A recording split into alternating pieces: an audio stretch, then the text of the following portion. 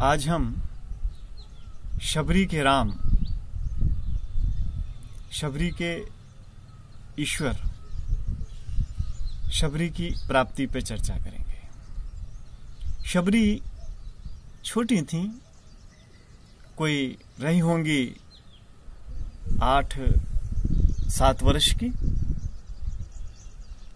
अपने गुरु के सेवा में प्रारंभ से ही रत थी।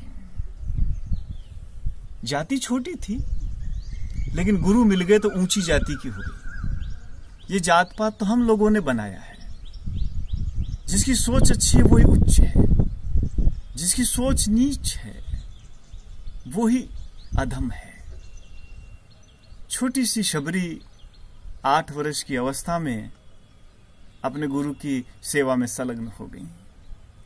और कमाल की बात है, छोटे से बालपन से ही उसका जो मन है उसे अलग से प्रार्थना नहीं करनी पड़ रही है। बस वो अपने गुरु की सेवा में संलग्न हो गई। गुरु के लिए फल लाती, पुष्प लाती, हार बनाती। गुरु की सेवा में उसका एक ही काम है, गुरु की सेवा। मैं ना जानू ईश्वर दूजा। अब जब गुरु ने देखा उस शबरी के अंतरंग में छुपी हुई जो भाव की प्रगाढ़ झील को जब देखा, उसकी सेवा से गुरु प्रसन्न हुए। गुरु ने कहा, शबरी तू वास्तव में बहुत भोली है, बहुत सीधी है। तेरा भाव मेरे प्रति, जो तेरे सेवा के जो भाव है ना, उसे देख करके मेरा मन द्रवित हो रहा है। तू अधिकारिणी है, तू पात्रता को उपलब्ध हो गई है, तेरा मन निष्पाप है। और मैं तेरी सेवा से खुश हूं, और मैं चाहता हूं कि तुझे जीवन में परमात्मा का दर्शन हो।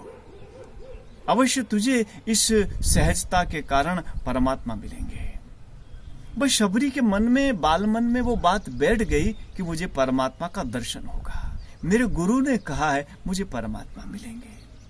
और बस शबरी ने कोई साधना नहीं की, कोई ध्यान नहीं किया, कोई तपस्या नहीं की। बस अपने गुरु के वचन को धारण कर लिया।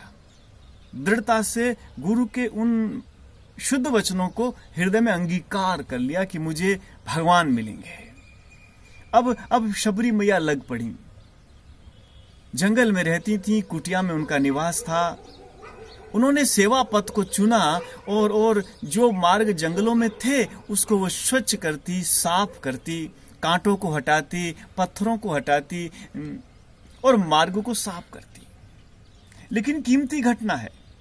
आपको लग रहा है कि शबरी माँ बाहर से रस्तों के कांटे हटा रही हैं, रस्तों से भाटे हटा रही हैं। ऐसा नहीं है। ये गहरी साधना है, ये प्रतीकात्मक साधना है। शबरी ने अपने मन के आंगन में झाड़ू लगाया है।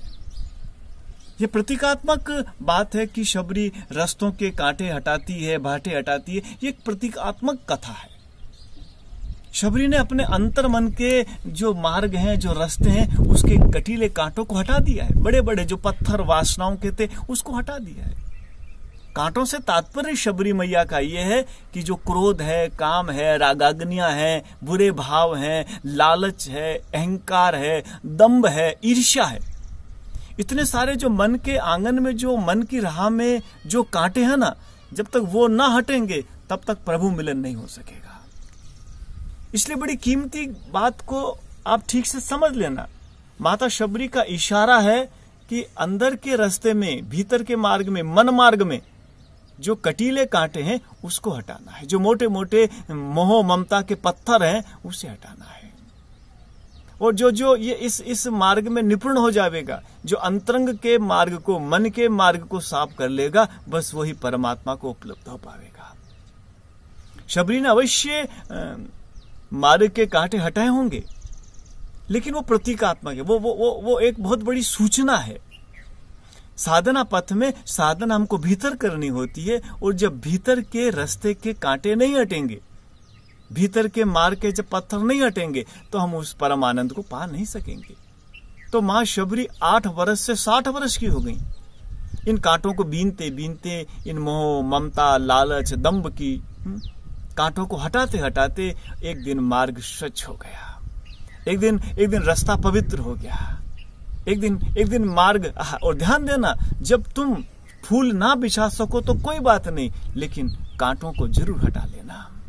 किसी के लिए अच्छा ना कर पाओ तो कोई बात नहीं, लेकिन किसी के लिए बुरा मत करना।